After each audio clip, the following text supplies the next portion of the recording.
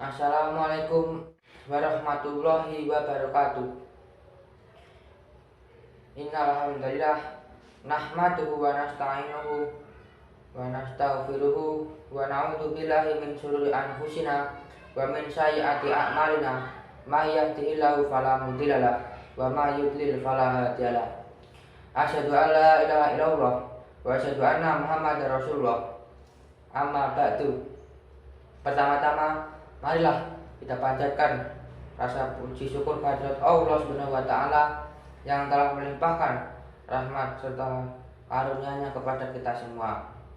Kedua kalinya salawat serta salam semoga tercurahkan kepada Nabi Muhammad SAW yang telah membawa cahaya Al-Quran dan As-Sunnah.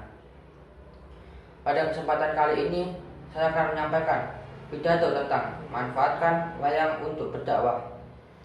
Wayang adalah seni budaya bangsa Indonesia yang sudah ada sejak zaman dahulu. Namun seiring berjalannya waktu, tak banyak pemuda yang tertarik dengan dunia pewayangan. Sebenarnya banyak sekali cerita atau kisah wayang yang dapat kita petik di setiap lakon atau cerita pewayangan. Contohnya, lakon Sumatri Ngenger, Bimo Suci atau Sangkan Paraneng Dumadi, dan masih banyak lagi yang lainnya. Di era sekarang ini, sebaiknya wayang jangan hanya dimainkan untuk sekedar hiburan saja, melainkan kita bisa memanfaatkannya sebagai salah satu media penyampaian ajaran Islam, supaya mendorong daya tarik pemuda untuk terus istiqomah mempelajari kalam Allah secara mendalam. Allah berfirman dalam Al-Quran surat Al-A'raf ayat 172 yang berbunyi, A'udzubillahi minasyaitonir rajim. Bismillahirrahmanirrahim. Wa idh akhadha rabbuka min bani adama min duhurihim dzurriyyatahum wa asyhadahum ala anfusihim alastu bi rabbikum qalu bala syahidna an taqulu yaumal qiyamati inna kunna an hadza ghafilin.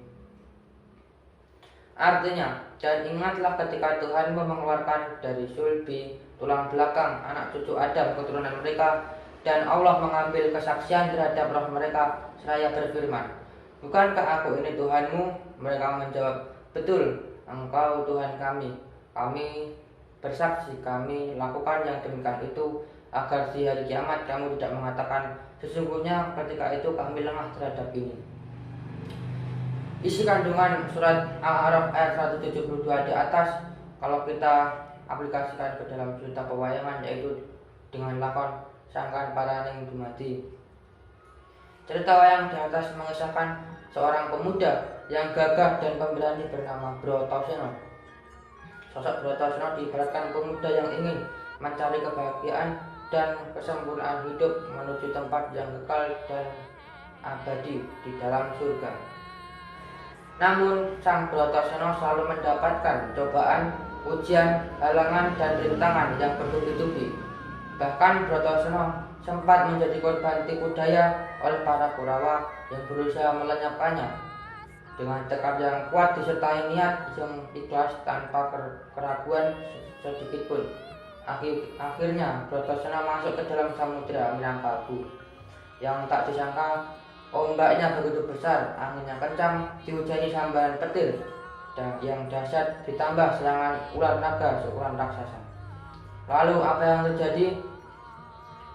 Dengan kesungguhannya Bratasena dengan mudah berhasil melaluinya. Seketika Bratasena terkejut, tiba-tiba muncul rupa Dewa Ruci di hadapannya.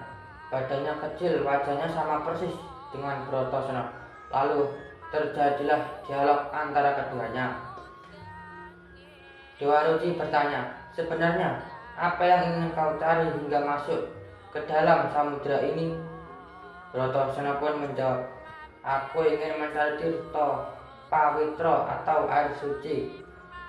Dewa Ruci menjawab, air suci itu hanya ada di dalam hatimu sendiri. Sebab hanya manusia yang mampu mengontrol hawa nafsunya lah yang. Dewa Ruci menjawab, air suci itu hanya ada di dalam hatimu sendiri. Sebab manusia yang mampu mengontrol hawa nafsunya lah yang akan mendapatkan air suci tersebut. Makna dari cerita di atas adalah jikalau kita ingin mensucikan hati, maka kita harus bisa mengendalikan hawa nafsu. Inilah jalan untuk mencari kesempurnaan hidup dan kebahagiaan hidup. Demikianlah pidato yang saya sampaikan. Kesempurnaan hanyalah milik Allah semata. Mohon maaf bila ada kesalahan. Akhirul kalam. Semangat mengaji. Fastabiqul khairat. Wassalamualaikum warahmatullahi wabarakatuh.